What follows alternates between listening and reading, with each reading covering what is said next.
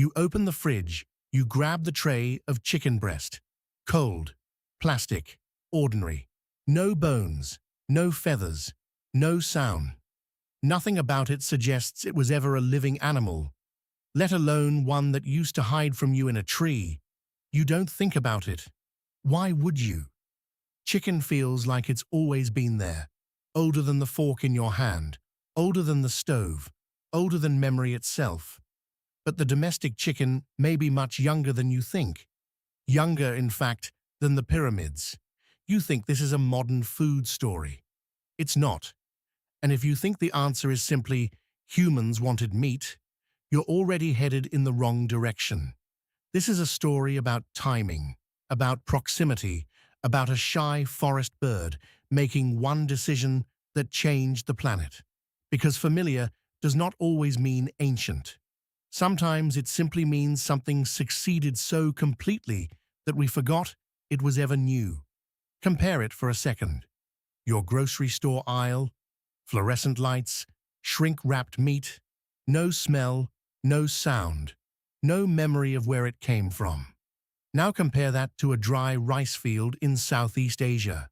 Loose soil under bare feet, insects rising from the ground, a nervous bird, watching from the tree line, deciding whether the risk of coming closer is worth the food. Same animal, completely different world. The story isn't humans walking toward the chicken. It's the chicken walking toward humans. Now zoom out further. Modern humans have existed for roughly 300,000 years. Farming, real farming, is maybe 12,000 years old. Writing is around 5,000 years old. On that timeline, chicken isn't an ancient character. It's a very late arrival. And the animal sitting in your fridge right now, the one that feels ancient, primal, practically prehistoric, it is a teenager, younger than the pyramids. The oldest unambiguous domestic chicken bones ever found date to roughly 1650 to 1250 BCE at a site called Ban Non Wat in northeastern Thailand. That does not mean humans had never encountered or hunted wild junglefowl before then.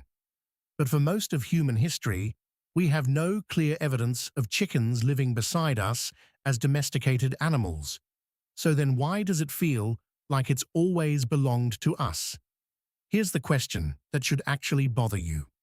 If chickens weren't hunted like deer, weren't captured like wolves, and may not have been domesticated through a deliberate human plan, how did a small, nervous jungle bird become one of the most common domestic birds on the entire planet?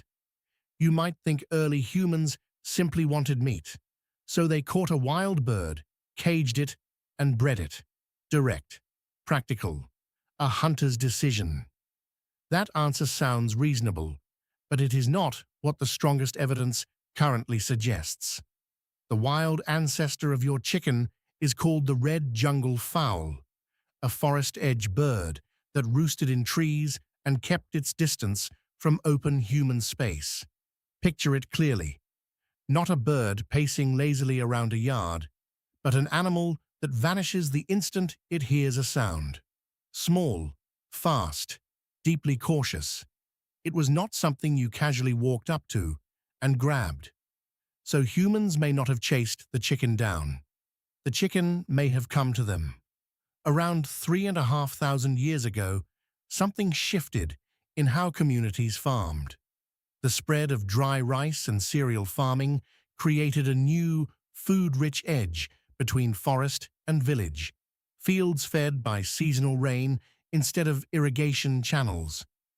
But why would a farm field attract a forest bird at all? Because dry rice fields leave something behind. Loose grains scattered in the dirt, insects stirred up from the soil, husks nobody bothered to collect. To a hungry jungle fowl watching from the trees above, that wasn't farmland. That was an open buffet with no line. So the birds came down. They weren't tamed. They were taking advantage of a new food source humans had created without meaning to. What really changed wasn't the bird. It was the environment around it. This is the part that breaks the story you were taught. Chicken domestication may not have begun as a human plan at all. It may have started as a side effect, a landscape humans accidentally made attractive to a bird they weren't trying to keep. No one was deliberately designing a farm animal yet, but some birds were more willing than others to keep coming back.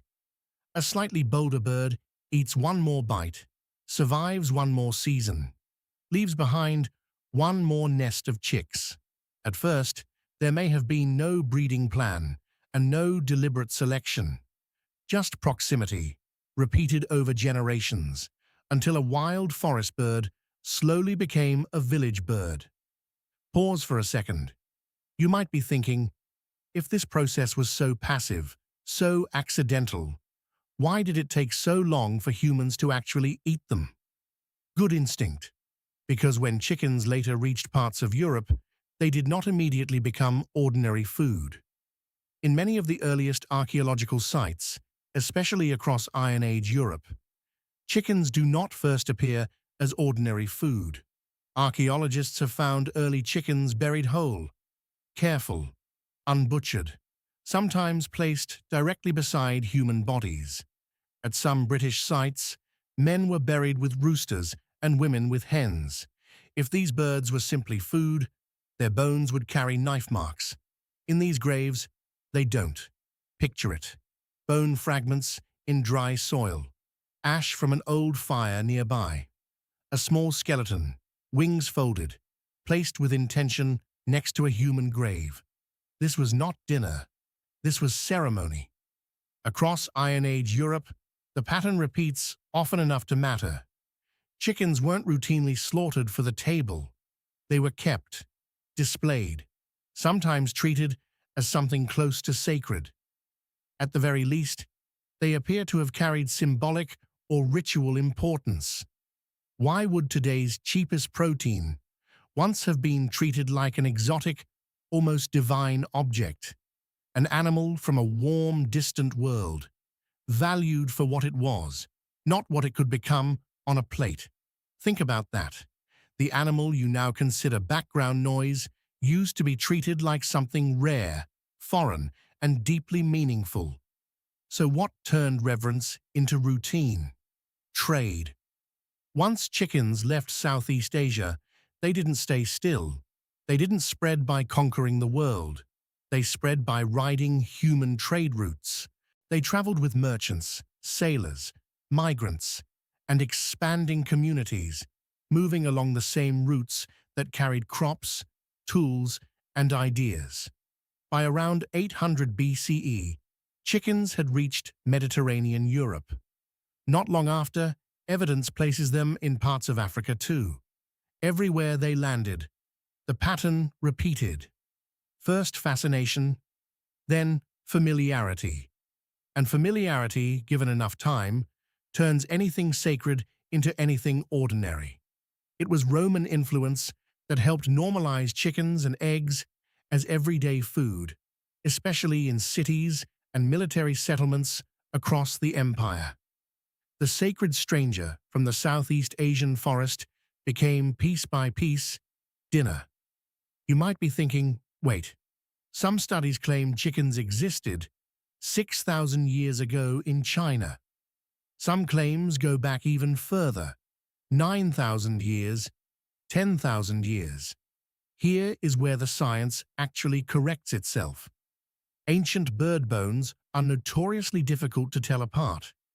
Chicken bones, pheasant bones, wild jungle fowl bones can look nearly identical without precise dating. The real question was never just where a bone was found. It's what that bone actually is, and exactly when it got there. When researchers went back and redated many of those older chicken bones properly, layer by layer, site by site, a lot of them turned out to belong to different birds or to periods thousands of years later than first assumed. The death of a theory is not always a failure. Sometimes it's just the cost of getting closer to the truth. The date changed. And so did the meaning of the whole story. It reveals how fragile your sense of ancient really is. You assumed chicken was primal because it felt universal. But universal does not mean old. It means successful. Quietly, slowly successful. This bird did not win its place on every continent because it was strong, fierce, or dangerous. It wasn't the strongest bird.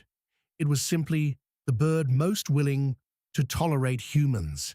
That is the hidden mechanism underneath this entire story. Survival was never only about strength. Sometimes survival is about tolerance, about who is willing to stay near danger long enough to benefit from it. And here's where this stops being only a story about a bird. Chicken history reminds us that domestication does not always begin with capture or control. Sometimes it begins when two species discover that staying close gives both of them something they need. So next time you open that fridge and you see that plain, forgettable tray of chicken, look at it differently. It is not an ancient companion of the caves. It is not a Stone Age survivor. It is a forest bird that once watched humans from the trees, decided the risk of coming closer was worth it, and never left. The forest became a farm. The farm became a village. And the village eventually became a global supply chain. But the story may have started with one cautious bird stepping out of the trees. If you like this kind of story, turning something completely ordinary inside out to find the history hiding underneath, that's exactly what this channel is built for. Subscribe if you want more of these quiet reversals hiding inside your everyday life. And tell me in the comments, what's one ordinary thing you'd want the hidden history of next?